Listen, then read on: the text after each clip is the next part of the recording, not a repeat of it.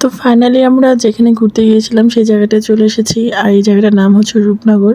তো আমরা গাড়ি থেকে নেমে গেছি অলরেডি। আর এখানে আমার ইয়ানুরাজ বাবুর আব্বু, আর সাথে আছে হচ্ছে আমার বড় খালামণি, আমার সোনা বাবা। বাবাকে নিয়ে আজকে অনেক বছর পরে আমরা ঘুরতে বের হলাম।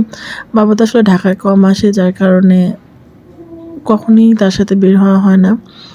তো এই যে আমার আব্বু, সে এই শীতে ব্লেজার নিয়ে গেছে, বাট সে পরতেছে না। যাই হোক, এরপর হচ্ছে আমার সাথে আছে আমার ছোট বোন, আমার মুরাজবাবু।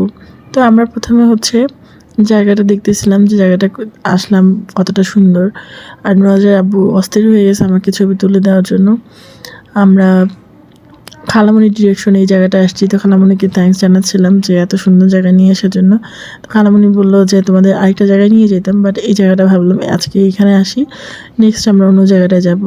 আসলে খালামণি এরকম গ্রামীণ পরিবেশ খুব পছন্দ করে।